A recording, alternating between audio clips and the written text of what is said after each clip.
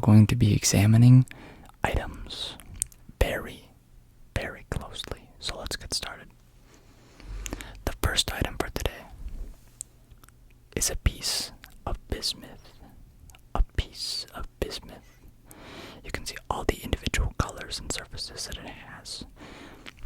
With this piece, we're going to be examining the colors on it, the surface texture, and hardness.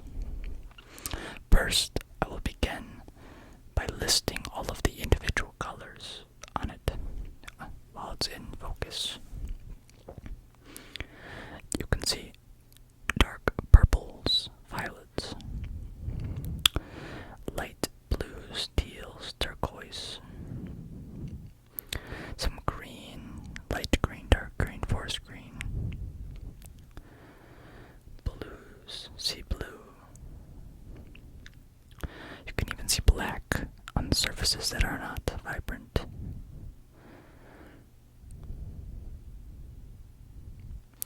Now to test hardness. We'll be using my very, very scientific hardness test. Call this the DACE hardness test.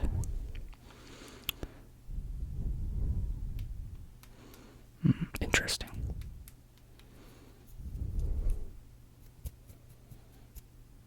Interesting. Yep. This is exactly as I suspected. Very interesting.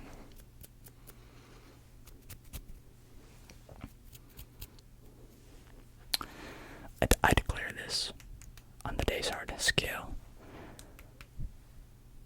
a 4.5. 4.5665933298.7.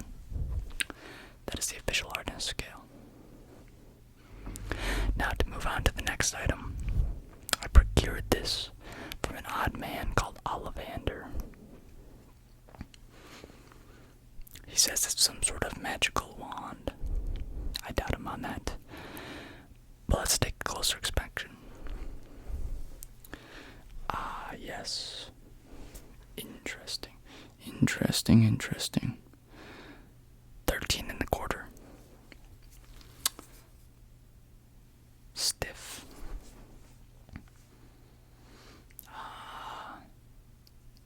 Interesting. Unicorn heartstring. Dark elm. Very well made. Very well made.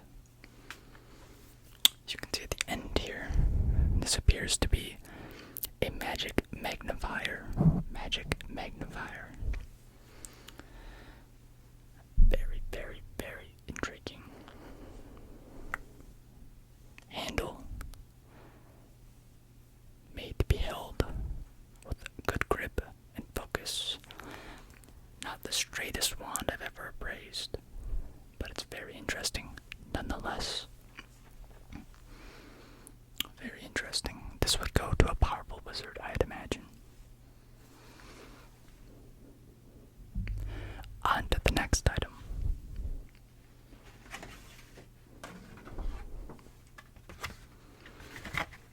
A print from the movie WALL-E. It's WALL-E giving a flower to Eve.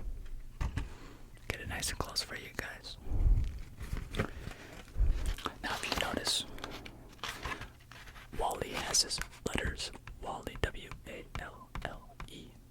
The E is out of sight due to the distance. Now this looks like a kind gesture from the robot, but it's inconclusive data due to the fact that we cannot tell what he's trying to convey. It is done on a white paper with black ink. He's got triangle sort of wheels for optimal traction while moving along a wasteland. They seem to be in some sort of an archway with a railing behind them. Very, very interesting.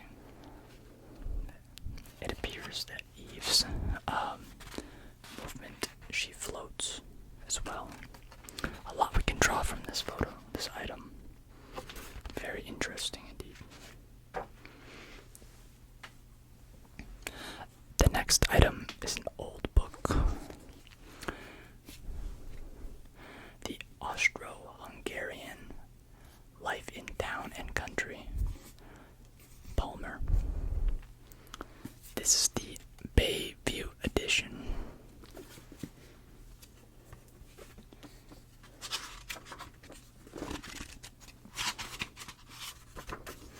Very interesting, very interesting. It has an image.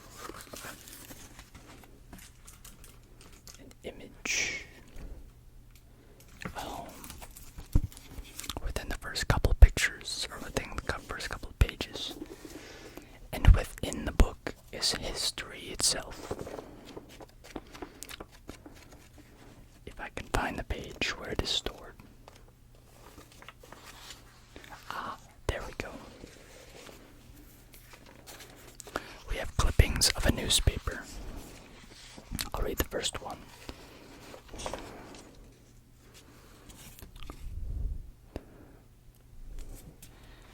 It reads, "There is always fascination in the stories about Napoleon. One of the most recent is a study of his name by a Greek scholar who notices this curious coincidence about its structure. If you take away the first letter of his name, you have Apollyon. Take away the first letter of his... Oh, I started reading that again. Do this successively, down to the last syllable, and you have Leon, Eon, and U, or an on. Put these several words together in this order. Napoleon, on, Oleon, Leon, Eon, Apollyon, Polion. And you may translate it roundly. Napoleon, being the lion of the peoples, went around destroying cities, which is curious, as Greek and history is true." The next piece is very, very interesting. The title is "The Employment of Children in Dangerous Occupations." And it talks about children in the workforce in factories and how a child lost their leg, causing 8,000 damages in a lower court. Now, when this was published, $8,000 would be, I mean, it's still a lot of money, but it would have been a ton of money. Even more than what we would think now. Moving on to the next trigger. To the next item. We have an extremely old, still in the box, Luke Skywalker.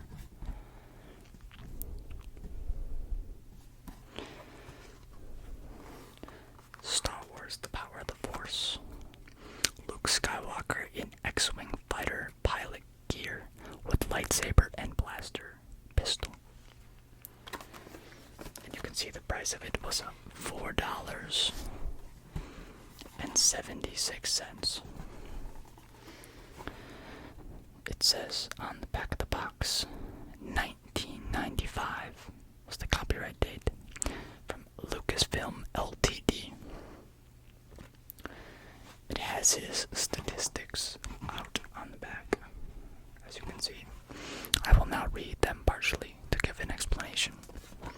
His height was 1.72 meters. His status at the time was pilot and Jedi in training. Affiliation was Rebel Alliance. His weapon of choice was a lightsaber. His vehicle of choice was the T-65B X-Wing fighter. And then it goes on to talk about him growing up on Tatooine, and explaining how he moved on from there. There is also that and that, which I will not be showcasing in this video, but they're up there and there. As am not a collector for Star Wars memorabilia. This was my dad's. The next item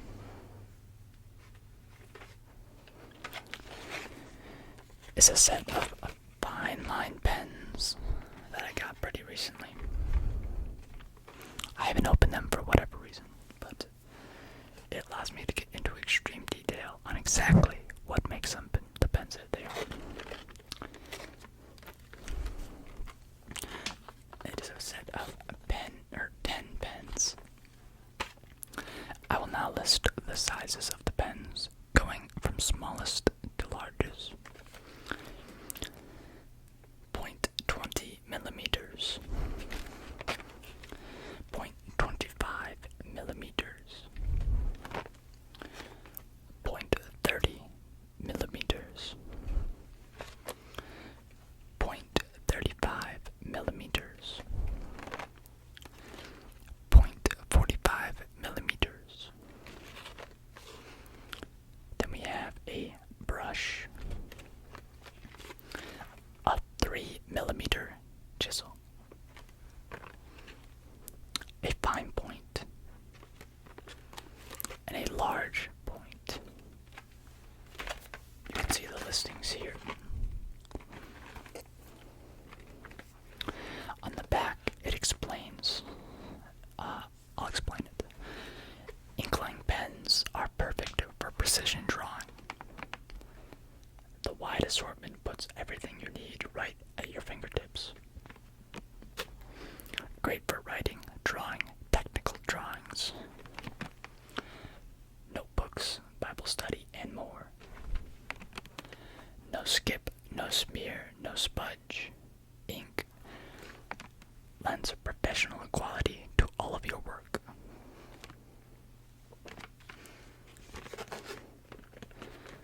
Very, very interesting.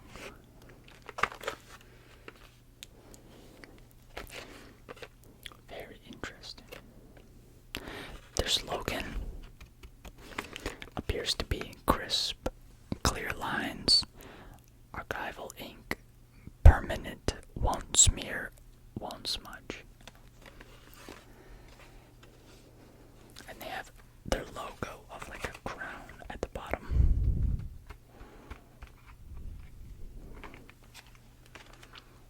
Very interesting. Now to move on to the final piece of today's showcase. Made by me for my 2D AP art studio this year. It's a take on Times magazine, but I call it Dry.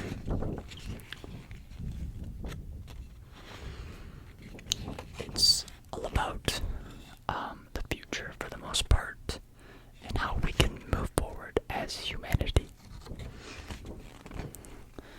Say a rocket ship with a brain in the center.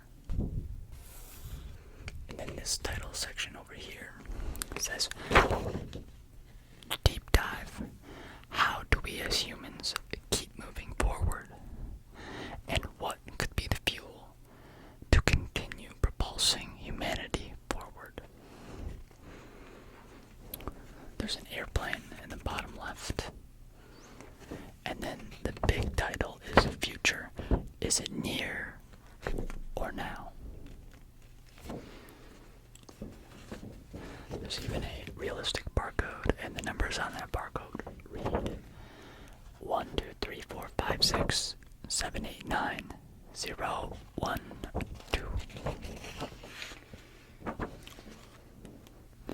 There was a lot of research done to figure out the proper trim around, and I have the exact same red color for as time does. Even as similar as I could get font. This was done on Photoshop.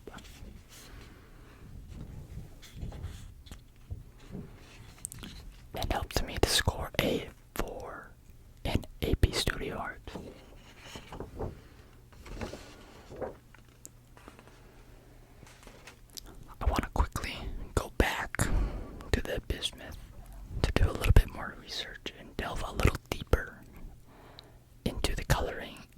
shaping of it. As you can see, it takes up kind of a rectangle-esque shape. For the most part, no matter the direction you're looking at it, it looks as if it's rectangular, like adjacent or near to it. It has almost completely straight edges in certain spots. And the coloration is impeccable. It's a very peculiar item. There's even, see if I can find it.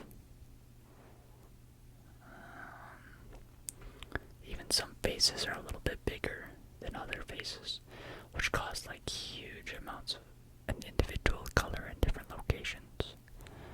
Like if we were to look at this face is almost completely flat, and so it shows a lot of very interesting colorations, which benefit the crystal to make it look better. And then a final quick look at the wand from Ollivander himself. It appears as to have not been used yet. Maybe it has not found its proper owner ever. I wonder what the history is for this individual wand. I wonder if it was ever in combat, or ever, really anything, because it's in perfect condition for the most part. It's not the straightest. As you can see, there's a little slight slope, but then it carries off to being straight. It appears the handle was twisted on with some hard material, and the only different coloration on this entire wand is down at the base here with this orangish color, which is very interesting. That could have been a little bit of personalization from maybe the previous wand owner, or maybe Ollivander himself. When he gave it to me, he didn't give very much explanation as to why. It was just more or less a quick little pass off, which is interesting.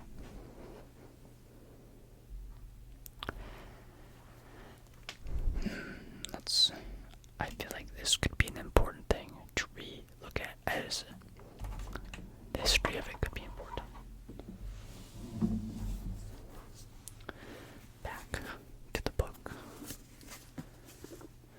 Let's let's turn to a random page and just read a passage. I wonder. Let's go with page 95. I'm just going to read the second entrance kind of paragraph. The men wear a long white coat reaching nearly to the knees. The upper part is open in the front so as to show the scarlet vest beneath, which is studded with silver buttons, but is fastened around the waist by a broad leather belt, curiously ornamented with metallic or colored designs.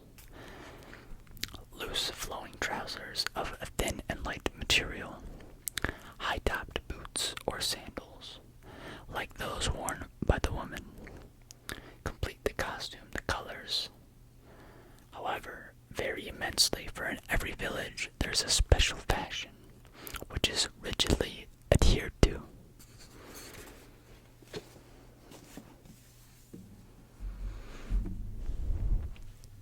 That'll do it for today's close inspection of various items. I hope you enjoy, and I hope you have a great rest of your night.